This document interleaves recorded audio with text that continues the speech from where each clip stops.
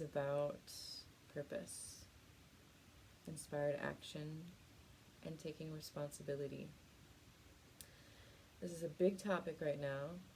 Of course, our world is constantly changing, but we're sort of entering into this rapid transcendence. Um, and honestly, it can go in both directions. I use the word transcendence, but when I visualize ascending, I also visualize descending, and it's a balanced relationship between those two, same as the masculine and feminine dynamics. So, in the realm of talking about purpose, a lot of people don't know what their purpose is, want to know how to find it, and I can give it to you really simply. Purpose arises when we harvest the wisdom of our life's path. There's sort of a progressional, continual harvesting that will occur, like we will always be learning, but there's almost like this precipice, like you're going up this hill, and you're learning about yourself, and you're doing all these things, and then you can reach a plateau, or the peak. There's like a precipice point, or like a membrane, like a chrysalis birthing process that occurs when we get it. And by it, I mean the thing that we came here to embody, and the thing that we came here to embrace and to emit the energy frequency of. And so it's like a self-initiation process, which is what we've been building here during this phase. And if you follow that and you really dive in, you let it take you through this process of integration and self-initiation, you will be led to your purpose. It's just shedding everything that isn't real for you, isn't true for you, things that you do because you feel like you have to, or things that you think someone else wants to hear from you, or what we might externally be expected to embody to fit into a certain structure, system, circle, or culture, or community. You got to shed all of that and make space for who you are, for your truth and your voice. And as you start to really let it come out, give energy to your passions, let your heart speak to you, re-engage your intuition, drop into the deep wisdom of your womb, which is the mystery of all creation, all from that dark space where seeds can be planted and then grow and manifest and be harvested. That is the process. Mm-hmm. So everyone's going to have a different way.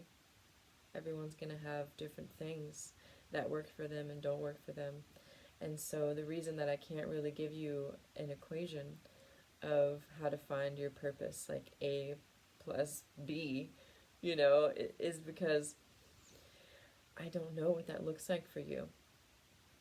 I can point you in the direction of the things that I know that can nourish the soul to come back to life and to bring back the intuition to be in communication with the heart and the mind, and for the system to be harmonious and function, so that then you can receive the guidance, then you can deliver the potency and the wisdom of your transmission without hesitation or doubt. Once we clear away those spaces within that are criticizing or judgmental or repressed, then we can actually be engaged with the purity of our experience and our essence. And so it's up to each of us individually to really know what that is, and to commit to diving in to what our real responsibility is in this existence. Not just going to a job for a paycheck. That's not what I'm talking about.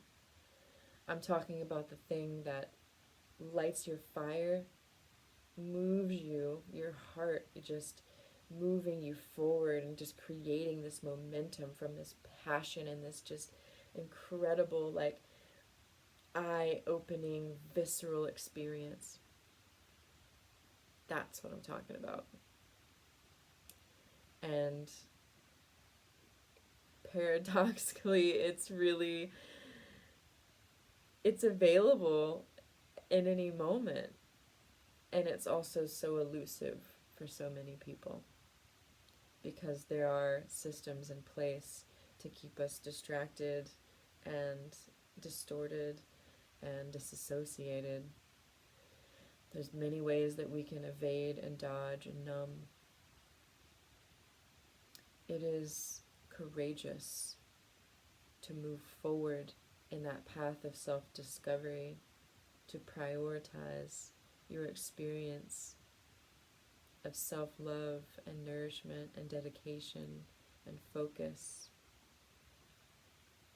to put everything else secondary, and to really dive in and be in your life to the most true, whole capacity that you could imagine. So, it's a beautiful interplay of magic. You know, we spellcast with our words. We make motions towards the things that we find to be most important and inspiring in our individual lives. And only then, when we tap into the uniqueness of our transmission, can we really step into that actualized state of delivery. I find it's really important to remember that before we deliver anything or offer anything, that we come back home. Because there's a lot of words being thrown around about being in service, living for service, for others. But that's not the point.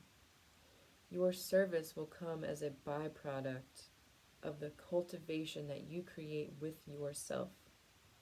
You can only take other people as deep as you can take yourself, as deep as you're willing to go with yourself.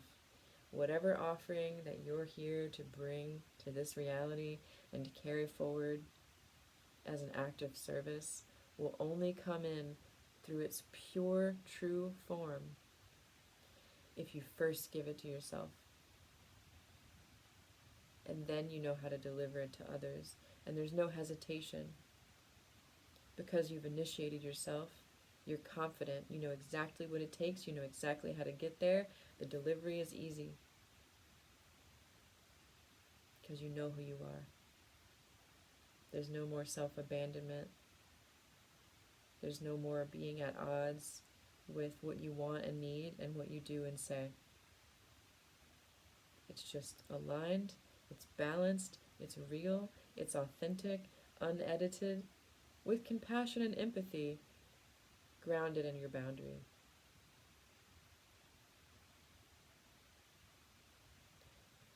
So as we engage with these places of what is my purpose, what is my mission, what steps do I take, what moves do I make, how do I want to show up, what do I have to say, what do I feel is important, what inspires me.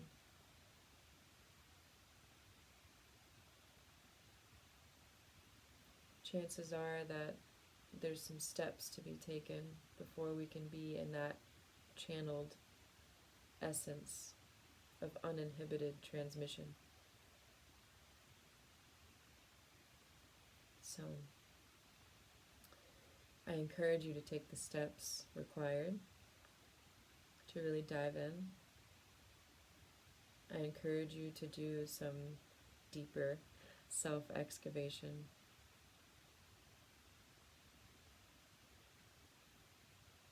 I'm going to give you some reflection pieces. And you can jot these down if you would like. Or you can pause the video and go into reflection if you would like. as I'm bringing forth these topics. So the first one is,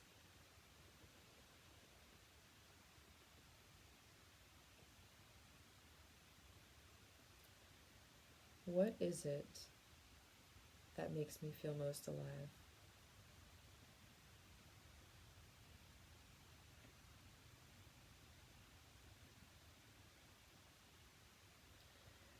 And as you answer that question, you might notice that there are things that come up. Oh, I feel most alive when I'm in nature, but I don't feel like I have time for that, or my mind is so engaged in my to-do list that it's hard for me to drop in. There'll be these counter pieces, and those counter pieces are the keys that you need to see what keeps you from doing the things that make you feel most alive. So then you can address those and then come back into that place of, how can I give myself what I really want and need right now? And what is keeping me from doing so? What is the gap between what I want and need, who I truly am, how I wish to express and explore that, and what it is I actually end up doing in my life? So that's the first one.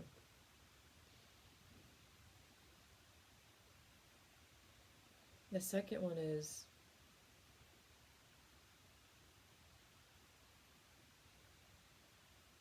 and this one sort of plays upon what we talked about with purpose, what's been the most difficult thing in my life.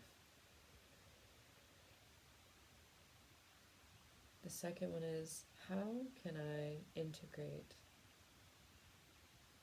some of the greatest pains that I have experienced in this reality?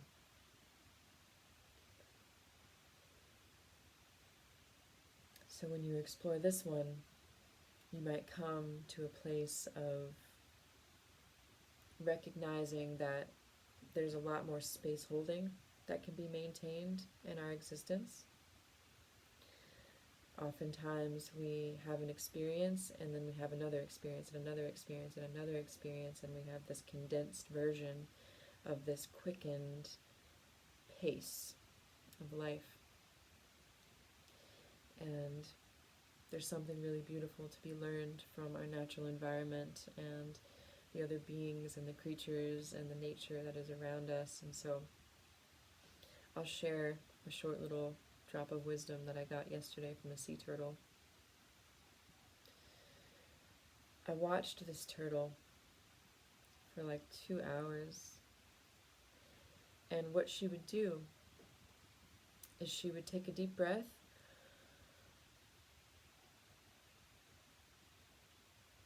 and then she would drop into a space for minutes,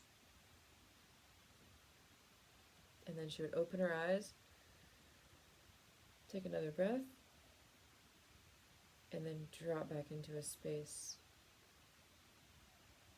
almost like intermediate resting.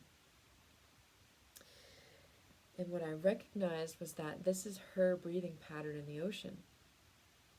She comes up for air, and then she dives beneath the surface and swims for minutes. And she's able to hold her breath and explore the depths.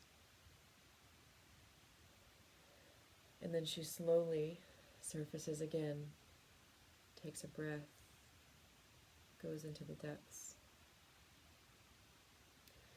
And so I'm watching this turtle on the shore, and she is in her authentic, sovereign expression of her timing and her pace. And I mean, she takes one breath and all sorts of things happen. Waves are crashing, people are walking by, dogs are coming over, checking it out, and she's still. She doesn't edit or change her experience no matter what's going on around her. She doesn't look around and waste her energy on her external environment. And more so, she relies on the benevolence and trust that her boundary and her vulnerability will be respected. And it is. Her safety comes from her groundedness. She's a soft-skinned being with a hard shell. She's weighted into the earth. In this reality, she has to drag herself onto the shore. Gravity is so dense for her. But as soon as she's in the water, she's weightless. But she visits the shore. And she takes on that density and that change of gravity to experience the warmth of the sun and to trance into these states of receiving this form of energy from a different dimension than she's used to, because the ocean's a different dimension. So I laid next to her and I just cried witnessing her. In my personal experience, I wanted to be closer to her. I wanted to touch her. I wanted to feel her scales and her skin and the way that they fold and interact with her body, and how her shell just grows out of this soft part. And I wanted to engage with her. But that was my desire. What I witnessed in her was that she's having her own experience. If I'm in a trance state and I'm in a completely vulnerable space of just basking in the sun and receiving that essence, I don't want someone to come over and touch me. And so I didn't touch her. I observed her from a distance, and I cried by witnessing her authentic expression, as so many animals are available to tap into that truth, and that is just their mode of being. We as humans are very complex creatures. We have a lot of systems that we work with in this body. So we have the capacity to choose, to be in dream, to be in vision, to recall the past, to imagine the future. We have this vast capacity and array of timeline that most beings just don't. They don't need that. They're in the present only. The key is to utilize this superpower of critical thought, this capacity to move freely and quickly on two legs in this reality.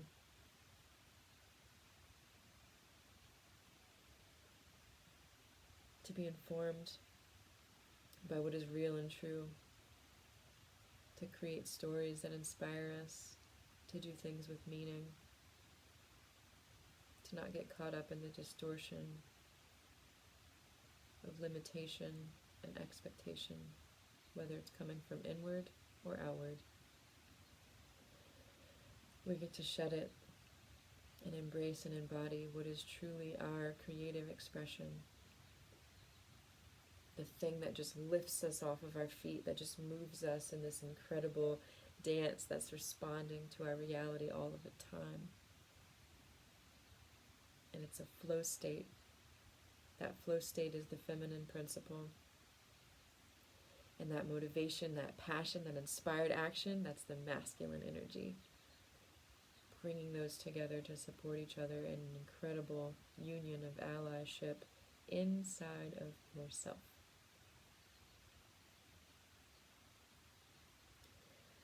So that's what I have to offer you. I'll be putting some more reflective writing topics in the folder that we have together. And otherwise, just keep going, sister. You're incredible. You're amazing. I'm here to witness and support you. Let me know if there's anything more that I can do to really ignite your path, guide that effortless following of our unique blueprint of existence as we experience this incredible and continuous rebirthing, self-discovery, embodiment, and integration.